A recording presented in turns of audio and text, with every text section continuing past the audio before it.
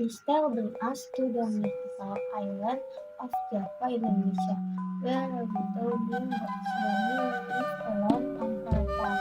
The widow was a kind woman, yet she was overwhelmed by loneliness and longed to have a child by her side.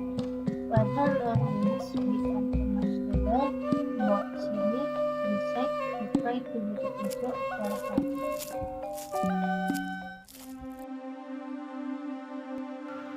Buddha Ijo was a monster ugly who lived on the outskirts of the village and was known to occasionally grant wishes to people. The monster offered to grant the boxing house at a terrible price. When the child turned 6 years old, he will return her to me to become mine now, said. Despite the condition, the desperate woman agreed to his demand. The giant then gave her a single cucumber seed to be planted at her farm. In 2 weeks, the cucumber started to bear fruit, yet among them there was one which was larger than the rest that emitted a golden radiance. Splitting it carefully, Boxyani found a beautiful baby girl inside. Filled with joy, she named the girl Timunas.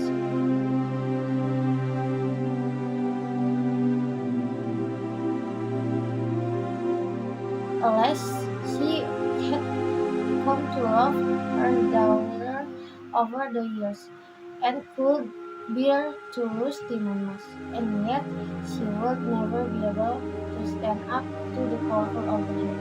Desperate for help, she journeyed to Gunung Kidul, the southern mountain, to seek advice from a powerful hermit.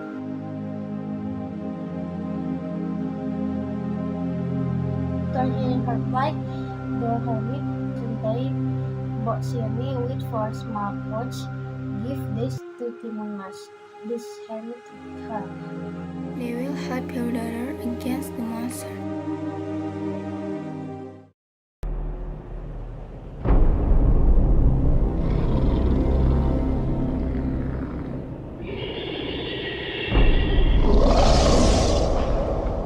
They finally arrived when the ogre came to Boxyani's house, eager for her to fulfill her promise.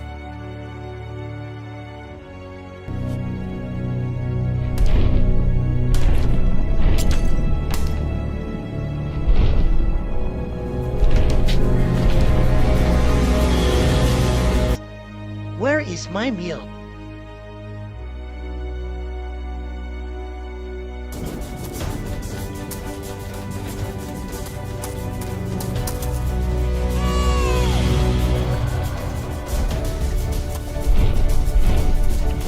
For hours, the monster chased after Timunas, and Buto Ijo was steadily getting closer.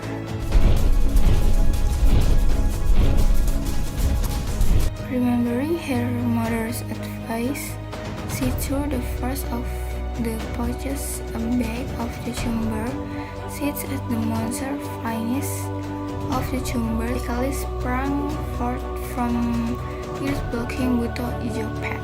The ogre, enticed by the fruit, stopped in his track to gorge on them. It was long before he ate them all and resumed his chase.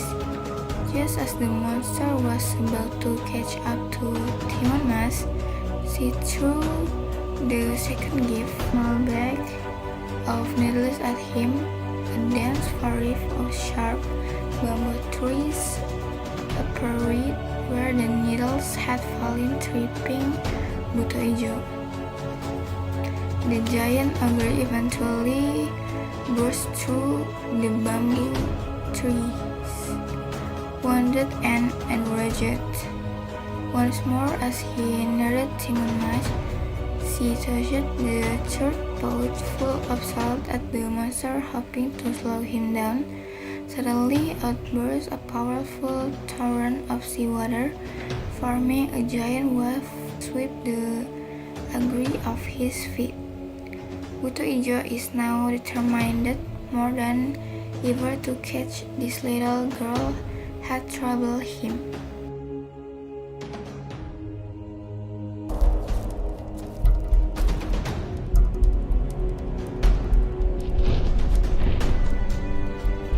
Mas had nowhere left to run, and in her hand she held the last of the hermit's gift. He hurled the small back hard as he called at the monster.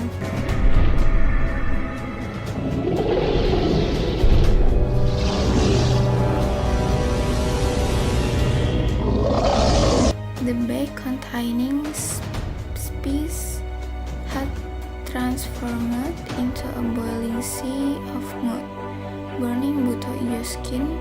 The monster struggled in the mud. He shrieked and howled in pain.